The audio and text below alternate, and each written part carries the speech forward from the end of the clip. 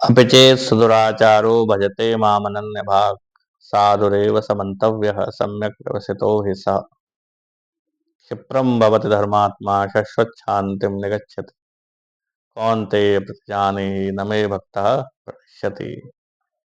अपि चेत् सुदुराचारो यानी अत्यंत दुराचारी व्यक्ति।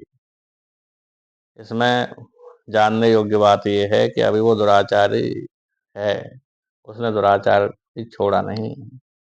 और भजते माम अनन्य भाव, और मेरा अनन्य भाव से वो भजन कर रहा है। ये दो बातें विरोधाभासी लगती हैं।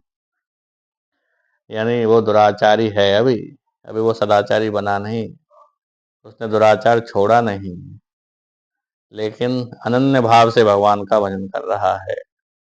इसे दो बातें समझ में आती हैं। एक तो भगवान का भजन करना दुराचार रहते हुए भी, हमारे अंदर दुराचार अभी बना हुआ है तब भी संभव है।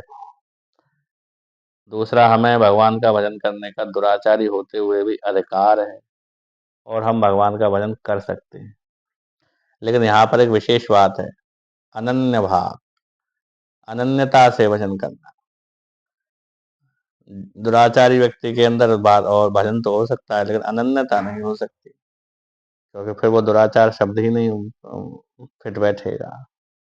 दुराचार का अर्थ ही है कि कोई और है, प्रेजेंस ऑफ अनदर पर्सन, किसी और की उपस्थिति, वही दुराचार है। अगर किसी और की उपस्थिति ही नहीं होती तो दुराचार होता नहीं। तो भजन होना संभव है, लेकिन अनन्य भाव। इसीलिए भगवान कहते हैं क्षिप्रम भवति धर्मात्मा। अब देर नहीं है, अब उसे साधु ही मानो, साधुरेव समन्तव्य।